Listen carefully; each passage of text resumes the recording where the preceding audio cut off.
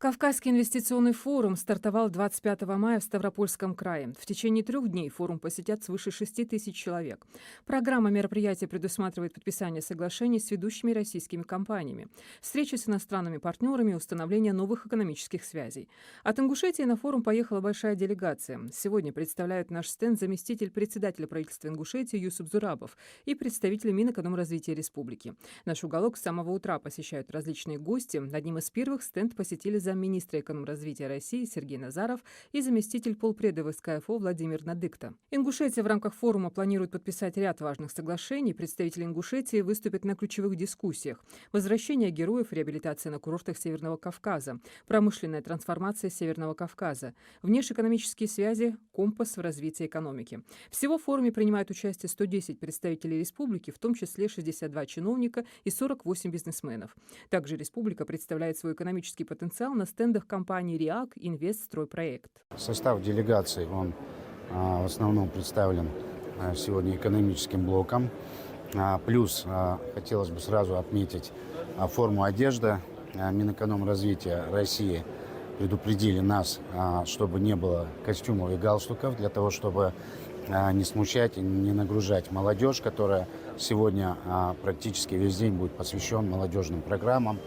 У нас в рамках этого участвует наш председатель комитета по делам молодежи Адам Мальсагов. Сегодня день ознакомительный, презентационные. Все мероприятия более серьезного уровня начинаются завтра с приездом главы республики Махмута Алимата Шариповича. Сегодня заместитель министра экономического развития Сергей Макарович Назаров провел обход стенда. Ознакомились с материалом, который мы подготовили для презентации инвестиционного потенциала республики. Планируется подписание порядка 7 соглашений. Я считаю, стратегически важные соглашения – это подписание с Кабардино-Балкарской республикой, с Республикой Дагестан, с Россельхозбанком, которые позволят обеспечить новые продукты для предпринимателей республики. Из школьной программы 6-7 классов с 1 сентября исключат обществознание. Этот предмет будут изучать только в 8-11 классах. Соответствующее решение уже приняло Министерство просвещения России. Переход на новые программы по обществознанию будет происходить постепенно в течение 2 лет. Одним из мотивов данного решения стало желание министерства расширить учебное время, отведенное на изучение истории. Жители республики предупреждают о мошенниках, которые звонят и представляются сотрудниками медучреждений. И под предлогом замены бумажной медицинской карты на электронную по программе модернизации системы здравоохранения пытаются выманить персональные данные. Злоумышленники просят назвать номер СНИЛС и код из СМС-сообщения, чего нельзя делать ни в коем случае. После этого они получают доступ к учетной записи на портале государственных услуг. В дальнейшем жертве могут уже звонить лица, представляющиеся сотрудниками банков, силовых структур или других организаций, убеждая перевести деньги на якобы безопасный счет. В Минздраве подчеркнули, что сотрудники медорганизаций никогда не запрашивают подобную информацию. Необходимо сразу же прерывать разговор с позвонившим и обратиться в поликлинику лично или по официальным телефонным номерам. Сегодня в России отмечается День филолога. Эта дата является профессиональным праздником для всех, кто так или иначе связан с филологией. Выпускников и преподавателей филологических факультетов, учителей русского языка и литературы, работников библиотек, переводчиков и просто ценителей родного языка и литературы. Филологи работают во многих областях истории, лингвистики, литературы, вносят большой вклад в сферу образования и исследования исторических ценностей. Значимость их профессии для общества трудно переоценить.